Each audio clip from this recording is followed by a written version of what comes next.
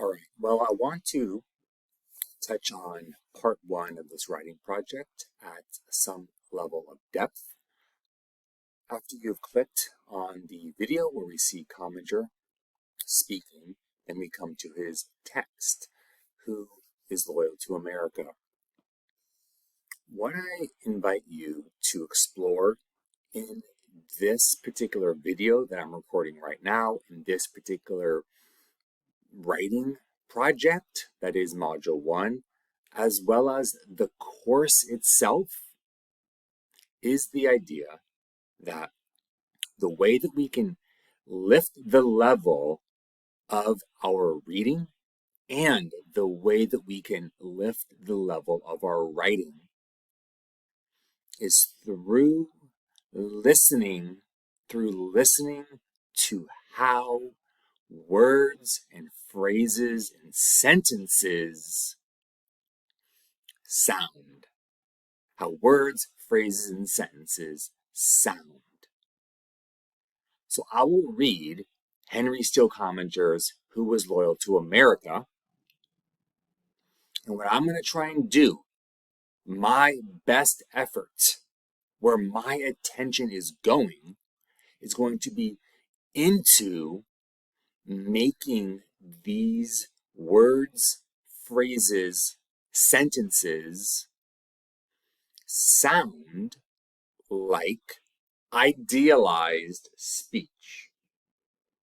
I didn't say sound like someone's talking. I didn't even say conversational.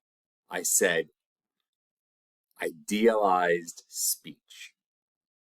And so what that means to me is it does sound like someone's talking. It does sound like discussion, but idealized talk, idealized discussion. Talking, discussing in the most eloquent way possible. The most eloquent way possible. Every word lands. The proper words in the proper places and no flat notes. Henry Steele Commager, Who Was Loyal to America. It is easier to say what loyalty is not than what it is. It is not conformity. It is not passive acquiescence in the status quo. It is not preference for everything American over everything foreign. It is not an ostrich-like ignorance of other countries and other institutions. It is not the indulgence in ceremony, a flag salute, an oath of allegiance, a fervid verbal declaration. It is not a particular creed, a particular version of history, a particular body of economic practices, a particular philosophy. It is a tradition, an ideal, and a principle. It is a willingness to subordinate every private advantage for the larger good.